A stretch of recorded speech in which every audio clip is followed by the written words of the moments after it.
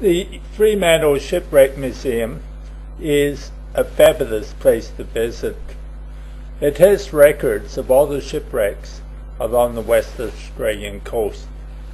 Join me, Dawn, with my sister Margaret and her husband, Ken Richmond, in our visit of January 2007. Here's Ken Richmond in front of a cannon. We all walk from the Fremantle railway station through Fremantle past a number of historic buildings that were restored for the America's Cup in the 1980s. We reach the backside of the Shipwreck Maritime Museum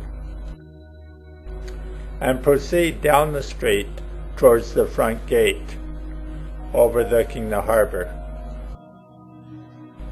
The museum is well advertised and has a pearl fishing lugger out the front. I used to know this museum as the West Australian Maritime Museum, but it was reopened as the Shipwreck Museum in 1979.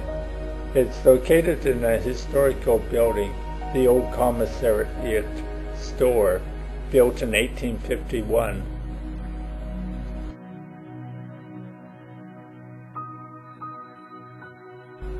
Here's Ken and Margaret celebrating their walk to the museum. I think they were glad to arrive because it was a reasonably warm day.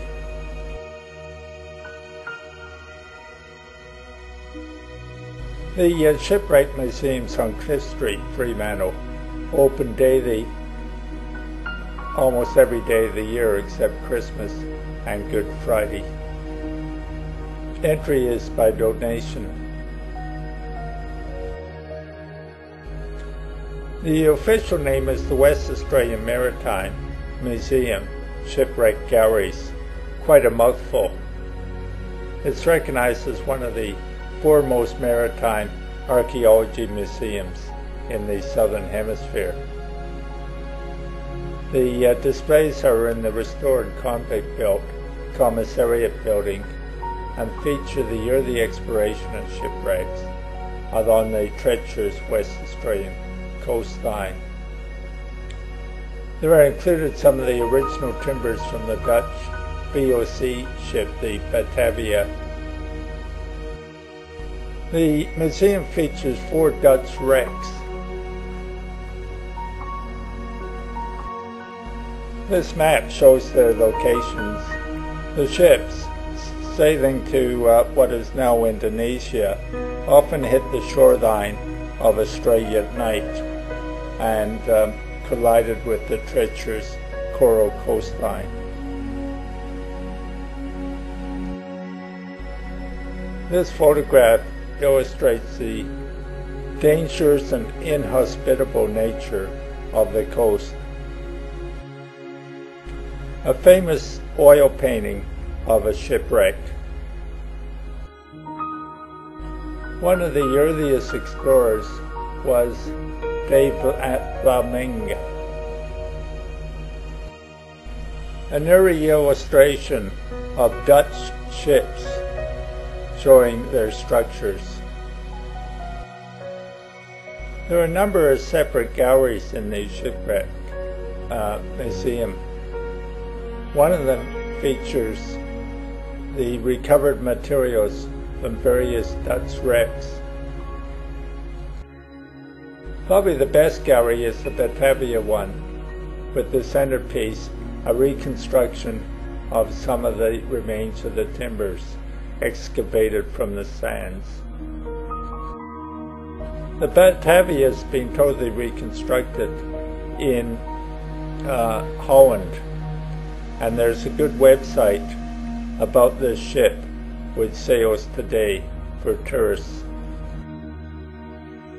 The present-day Batavia is named after its predecessor, built in 1628 by the VOC, or Dutch United East India Company.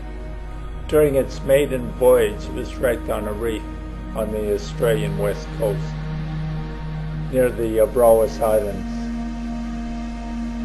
341 crew were aboard. 40 died trying to reach the mainland. A view of the construction of the current Batavia in the Netherlands, and the Batavia under sail today. We go to the Batavia viewing deck. There is a large section of timber that have been reconstructed. The ballast of the Batavia has been reconstructed, and it forms a gateway for the historic port of Batavia, now called Jakarta. It's quite an impressive gateway. The entire construction is well lit and air conditioned, and is quite eerie in the blackened room. It's very impressive. There's lots of historical and interpretive information. A view from the viewing deck looking down from above.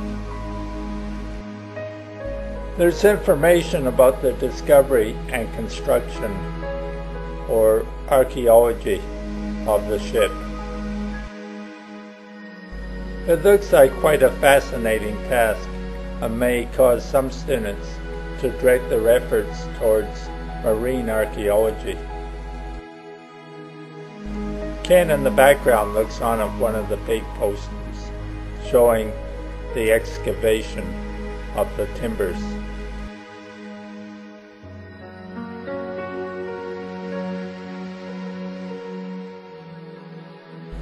After the shipwreck of the Batavia, many people began to starve. There was a mutiny and murders to survive. This is apparently one of the victims that has been exhumed. There are many remains from the various Dutch shipwrecks. Looking at these remains gives you a pretty good idea of life in the 17th century.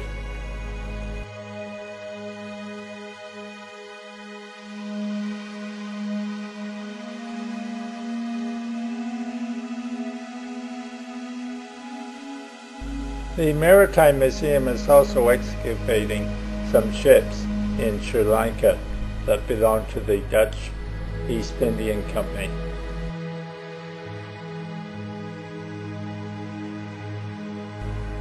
I found these stones very interesting. They're from Chinese junks, and they were combined with wooden boat anchors. They could date back to the 12th or 13th century.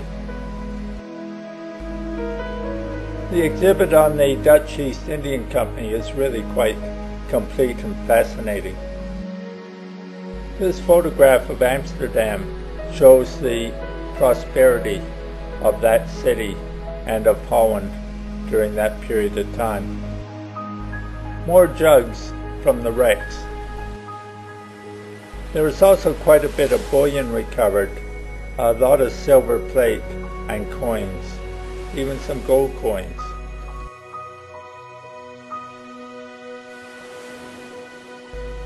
Quite an interesting section on the pulleys and sheaves used on board some of the Dutch vessels. This ship's been reconstructed and can be seen here in Perth. A view of one of the cabins of, I think, the Batavia.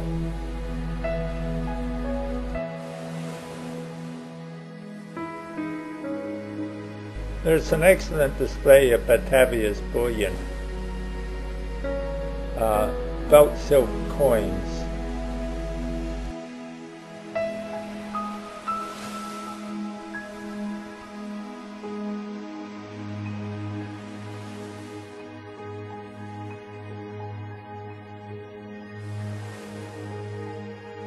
I found the tobacco pipes quite interesting, and they had hundreds of tobacco pipes. Really, there's so many displays, they're a bit mind-boggling, and it's impossible to take in the museum on one visit, or even two. There's an awful lot there. The displays go on and on.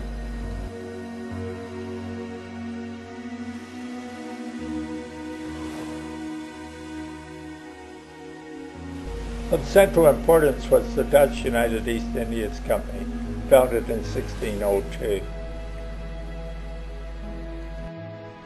It was commonly called the VOC,